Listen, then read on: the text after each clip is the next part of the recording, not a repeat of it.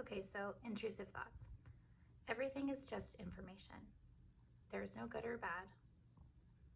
And if we can release our attachment to that or to an expectation, then literally everything is just information, including our intrusive thoughts. So you don't have to go down a rabbit hole of like, where did this thought come from or all that. Now, we're going to do a very simple one just to kind of see, because sometimes in the beginning it does help, right? But for every single one, you don't need to do it, right? But just so you have an understanding. So let's go kind of dark. So let's say you have intrusive thoughts that like the littlest thing happens and your brain is saying, you should just die. You should just give up, right? So if we're having that thought, then evolutionarily, it was an advantage to us, okay? Or else it wouldn't be here. So let's just imagine you're like one of the first humans and an animal attacks you and your brain is like, just give up, just lay there and die. Okay.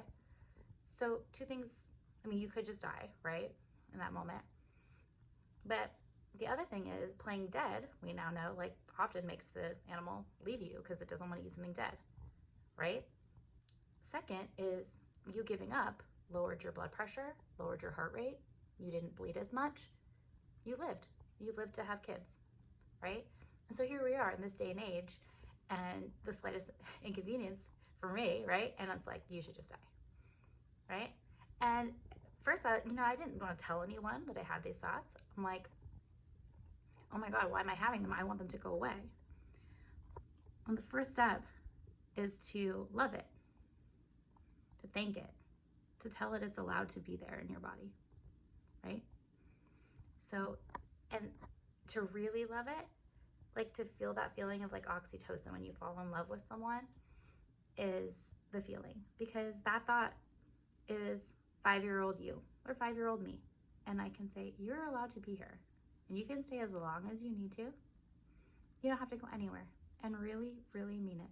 Of course, you can say it if you don't mean it at first as you're practicing, but that feeling of like true love for it, where it's fine. And what naturally kind of happens is you'll start to get less and less of those thoughts because it felt really loved and seen. And that's what it actually wanted, was to just be like, I'm here, right? And you're like, okay, I see you, I love you, thank you.